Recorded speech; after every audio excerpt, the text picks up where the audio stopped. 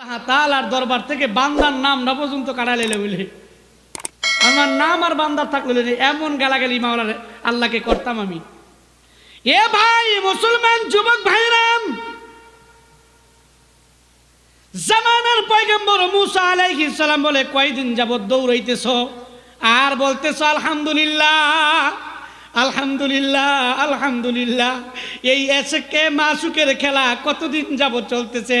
এক কিতাবে আসছে আল্লাহর বান্দা আল্লাহর পাগল আল্লাহর আশেক বলে 400 বছর আল্লাহর জমিনে আমি দৌড়াইতেছি আর আলহামদুলিল্লাহ বলতেছি। জোরে বলেন না সুবহানাল্লাহ। এরে ভাই মুসলমান যুবক ভাইরাম, আল্লাহর ওলি বলেন 400 বছর আল্লাহর জমিনে দৌড়াইতেছি আর মালিকের জাতি নাম আল্লাহর নাম জাতি নাম বিল্লাহ, আল্লাহর জাতি নাম নিয়ে আল্লাহর প্রশংসা করতেছি। আল্লাহর বড় প্রিয় একটা শব্দ, আল্লাহর বড় পছন্দনীয় একটা শব্দ আলহামদুলিল্লাহ আলহামদুলিল্লাহ। মুসলমান যুবক ভাইরা, যদি 40 বছর হয় এটা তো কম না, আমরা তো বাঁচি 40 বছর আর আল্লাহর বান্দারে মধু পোকা কামড়াইতেছে 40 বছর আর আল্লাহর বান্দা জমিনে বলতেছে আলহামদুলিল্লাহ আলহামদুলিল্লাহ আলহামদুলিল্লাহ। জামানার পয়গম্বর মুসা আলাইহিস সালাম অবাক হয়ে বলে ভাই এটা কিভাবে সম্ভব, তোমার কি কষ্ট হয় না? এ ভাই মুসলমান যুবক ভাইরা, মুসা আলাইহিস সালাম বলে ভাই তোমার কি কষ্ট হয় না? আল্লাহর বান্দা চোখের পানি ছেড়ে দিয়ে বলে মুসা শুধু আমার কষ্টই হয় না, মাঝে মধ্যে ব্যথায় আমি অজ্ঞান হয়ে যাই। কি মনে করেন একটা ঝাঁক মধু পোকা যদি একজন মানুষকে জিন্দা একটা মানুষকে কামড়াইতে থাকে, এই মানুষটা কতক্ষণ পর্যন্ত স্বাভাবিক থাকতে পারে বলেন? জামানার পয়গম্বর মুসা আলাইহিস সালামকে বলে ভাই শুধু ব্যথাই করে না, বরং মাঝে মধ্যে ব্যথার পরিমাণটা এত বেশি বেড়ে যায় আমি সেন ছাড়িয়ে ফেলে অজ্ঞান হয়ে যাই। এরপরে কি করো? জ্ঞান ফিরে আসার পরে দেখি মধু পোকাগুলো আমার কামড়াইতেছে, আমি আবার জ্ঞান ফিরার সাথে সাথে জিকির করি আলহামদুলিল্লাহ আলহামদুলিল্লাহ, চিৎকার দেয়া বলি সুবহানাল্লাহ। আশেকু কা ক্যা মজা গায় মাশেকু সে পুচিও, শাকে গুলমে ক্যা মজা গায় বুলবুলি সে পুচিও। ভাই তুমি তো মজা পাও না এই জন্য ডাকো না। আরেকজন তো সারা রাত দাঁড়ায় নামাজ পড়া ফজরের নামাজ আদায় করে বলে আল্লাহ তোমার রাত্রটা এত ছোট কেন? আপনার ইমাম সাহেব পুজুরে রশি দেওয়া বাইন্দা মসজিদে নিতে পারে না। আরেকজনে 2 রাকাত নামাজে পুরা কোরআন খতম কইরা ফজর নামাজের পরে বলে আল্লাহ তোমার রাত্র এত ছোট কেন? আর একটু বড় হইলে তো আরো নামাজ পড়তে পারতাম। সুবহানাল্লাহ বলে মজা পাইছে। আপনি তো মজা পান না, সমস্যাটা হলো এইখানে। আরে ভাই কয়েকদিন আগে আমি ইস্পাহানি থেকে প্রোগ্রাম করে মদনপুর সিএনজিতে পিছনে বৈশা 2500 আসতেছিলাম। আপনাদের দোয়ায় আল্লাহর একজন বান্দার সামনে বৈশা স্মোকিং করতেছে। এটার দুর্গন্ধে আমি 10 মিনিট থাকতে পারি নাই, আমার মাথা ব্যথা শুরু হয়ে গেছে। প্রতিমধ্যে রাস্তার মাঝখানে ড্রাইভারকে বললাম ড্রাইভার রাখো আমি নেমে যাব, আমার মাথা খারাপ লাগতেছে, আমার বমি ভাব হচ্ছে।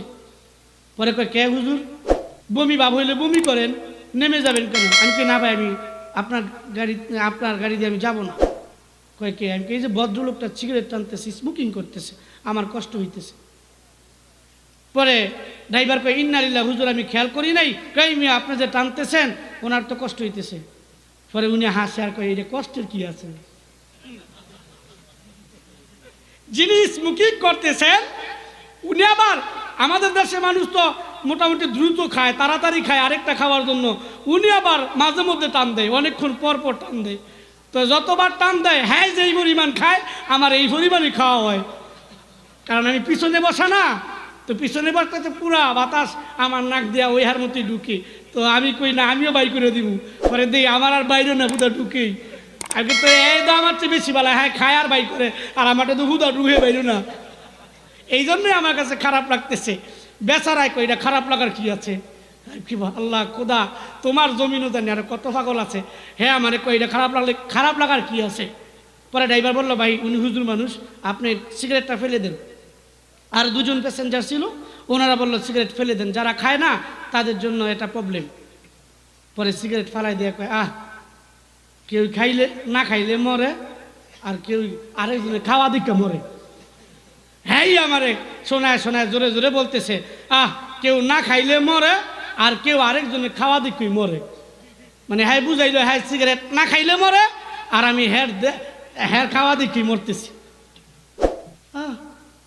উনি মজা পেয়েছে তো, উনি এটা ছাড়া সব দুনিয়া ঘুরতে থাকে। আরে ভাই কিছুদিন আগে এক জানাজায় এক মুদ্দারের বাড়িতে গেছি, গিয়ে দেখি দুই ভাই দাঁড়ায় রয়েছে, কবে গোসল শেষ, কাফনে কাপড় পরায় লাশটাকে উঠানে মাঝখানে রাখছে, দুই ভাই দাঁড়ায় দাঁড়ায় সিগারেট খাইতেছে আর কাঁদতেছে। গেলিগা ভাই, ভাই গেলিগা। তো আমি কই কি হয়? এরা দি ভাই কয়, আবার দি কান্দে আবার দি সিগারেট খায়। তো কি হইল?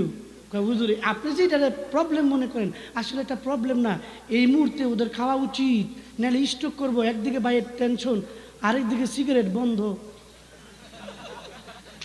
একদিকে ভাই চলে গেছে, জোরের ভাই, এই টেনশন, আরেকদিকে সিগারেট বন্ধ, স্ট্রোক করে মারা যাইব।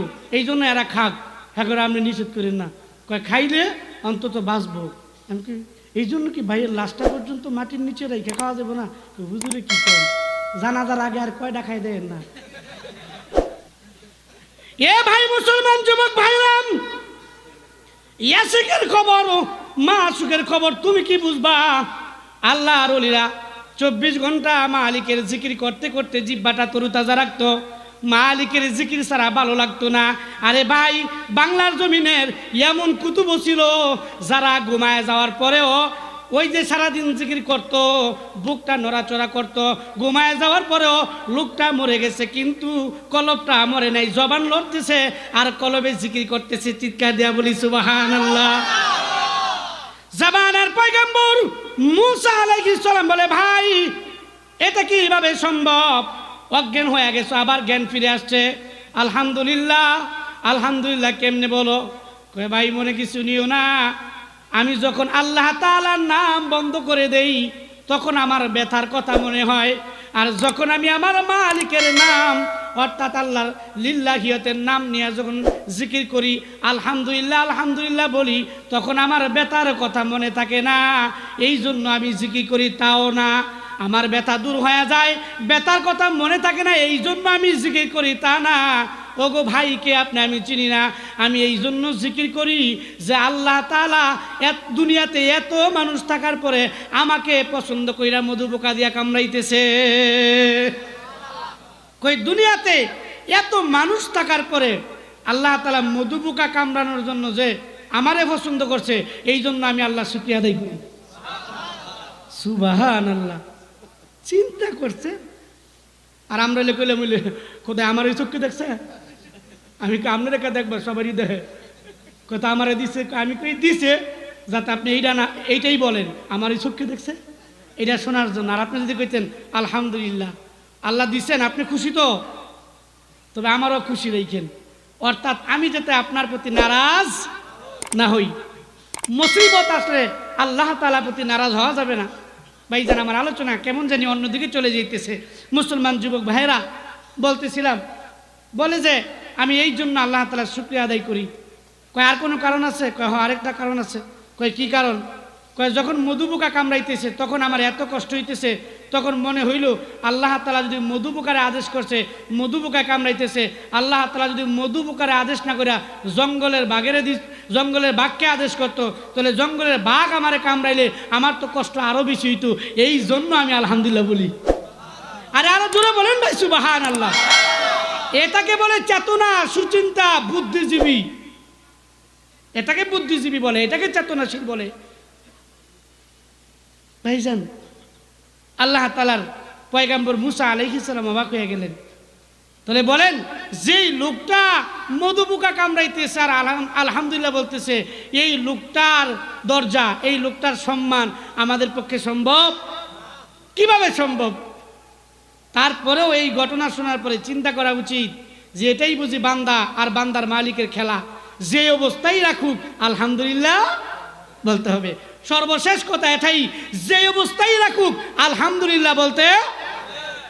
ভাই, আল্লাহ তাআলা আপনাকে যেই নিয়ামতগুলো দান করছেন, এই নিয়ামতের কথাগুলো তো আপনাকে মনে করায় দেওয়া হয়, কিন্তু আপনি তো মনে রাখেন না।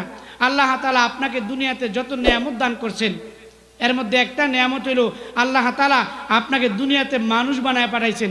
কি বানায় পাঠাইছেন? আল্লাহ তাআলার অন্যতম নিয়ামত হলো যে আল্লাহ তাআলা আপনাকে আমাকে মানুষ বানায় পাঠাইছেন। আচ্ছা, এখানে এমন কোন লোক আছেন যে হুজুর আমি দুনিয়াতে আসার আগে আল্লাহর দরবারে দোয়া করছি আল্লাহ যেন আমাকে মানুষ বানায় পাঠায়, এমন কোন আছেন? কেউ লোক এমন বান্দা আছেন? তাহলে বোঝা গেল বিনা দরখাস্তে আল্লাহ তাআলা ৮০,০০০ মতান্তরে ১৮,০০০ মাখলুকতের মধ্যে শ্রেষ্ঠতম দান করে আপনাকে দুনিয়াতে পাঠাইছেন, অর্থাৎ মানুষ বানায় দুনিয়াতে পাঠাইছেন। এই জন্য একবার চিৎকার দিয়ে বলেন আলহামদুলিল্লাহ। আল্লাহ তাআলার দ্বিতীয় নিয়ামত, আল্লাহ তাআলা আপনাকে এমন একজন মানুষের, এমন একজন বান্দা, এমন একজন ব্যক্তিত্বের, এমন একজন নবী, এমন একজন পয়গম্বর, এমন একজন রাসূলের, এমন একজন বান্দার উম্মত বানায় দুনিয়াতে পাঠাইছি, যেই মানুষটার, যেই নবী, যেই রসুলটার উম্মত হওয়ার জন্য সাইয়েদনা আদম আলাইহিস সালাম থেকে শুরু করে ঈসা নবী পর্যন্ত গোটা পৃথিবীর সমস্ত নবীরা আফসোস করছে, আল্লাহ যদি নবী মুহাম্মদুর রাসূলুল্লাহর উম্মত বানায় পাঠাইতেন তাহলে আমি বেশি কিছু হইতাম। আল্লাহ তাআলা ওই নবীর উম্মত বানায় বিনা দরখাস্তে আপনাকে আমাকে দুনিয়াতে পাঠাইছেন। আপনি খুশি না বেজার? আমার মনে হয়, আমার মন বলতেছে এখনো এই মহল্লার অনেক মানুষ মহল্লার মধ্যে আছে।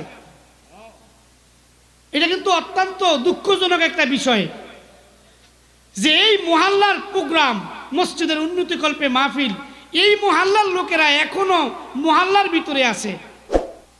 আমি একটু পরীক্ষা করে দেখি তো এই মহল্লার কে কে মাহফিলে আছেন, একটু কষ্ট করে হাত উঠান তো ভাই। আলহামদুলিল্লাহ বলেন। কয়েকজন মুরব্বী আর কয়েকজন যুবক দেখা যাইতেছে, আর সব বাহিরের লোক। আচ্ছা, আপনারা বলেন এই সমাজে কি এই কয়েকটা লোকই আছে? জোরে বলেন, এরা শুনুক। এই কয়েকটা লোক আছে না আরো বহুত মানুষ আছে? তো এই মানুষগুলো কোথায়? ওনারা কি চায় না যে মসজিদের উন্নতিকল্পে মাহফিলটা সফল হোক? ওনারা কি চায় না? মাহফিলে এখন যারা আসবে না, আগামীকাল সকালে ওনারা দেখে বলবেন, ভাই তুমি যে মাহফিলে গেলা না, তুমি কি চাও নাই আমাদের মাহফিলটা সফল হোক? আল্লাহু আকবার। এখনো এই মহল্লার যে সমস্ত যুবক ভাইরা, বুড়া বাবারা এখনো যারা মহল্লায় মেহমানদের নিয়ে ব্যস্ত, অন্যান্য কাজ নিয়ে ব্যস্ত, এখনো রাস্তাঘাটে ঘোরাফেরা করতেছেন, আপনার পায়ে আমার হাত, আপনার পায়ে হাত রেখে বলতেছি, দয়া করে 5 মিনিটের মধ্যে যদি আপনি চান যে আপনার মসজিদের মাহফিলটা সফল হোক, যদি আপনি চান, আপনার পায়ে ধরে বলি, আপনি 5 মিনিটের মধ্যে চলে আসেন। আল্লাহ আসার তৌফিক দান করেন। জোরে বলেন আমিন। এখন হইল বাহিরের ভাইদের কথা, যারা মাইকের আওয়াজ শুনতেছেন, অত্র এলাকার, অত্র অন্য মহল্লার যুবক ভাই, বুড়া বাবারা যারা এখনো এদিকে সেদিকে প্যান্ডেলে বাহিরে বসে আছেন, দয়া করে আপনারা 5 মিনিটের মধ্যে রসুলের মহাব্বতে, আল্লাহ তাআলার মহাব্বতে, কোরআনের মহাব্বতে, হাদিসের মহাব্বতে, কোরআনের মাহফিলে, হাদিসের মাহফিলে চলে আসেন। আল্লাহ আমাদেরকে আসার তৌফিক দান করেন। ভাইজান, আমার জানা মতে আজকের মাহফিলের প্রধান বক্তা অনেক বড় একজন ব্যক্তিত্ব, অনেক যোগ্য একজন ব্যক্তি, আল্লাহওয়ালা, অনেক বড় একজন আলেম আসছেন। আর আমাদের যিনি মুরব্বী, আলহামদুলিল্লাহ, উনি তো আমাদের সামনে বসে আছেন। আরে ভাই, যত মেহমানই আসুক, আমাদের এই মুরব্বী আমাদের জন্য সবচাইতে বড় নিয়ামত, ঠিক কিনা বলেন? আমরা দোয়া করি, আল্লাহ আপনি এই মুরব্বীকে আমাদের মাঝে অনেক দিন বাঁচা রাখেন। সবাই বলে আমিন। ভাইজান, মসজিদের উন্নতিকল্পে, মসজিদের পক্ষ থেকে, মসজিদের উন্নতিকল্পে সমাজের পক্ষ থেকে আজকের এই মাহফিল আপনাদের সামনে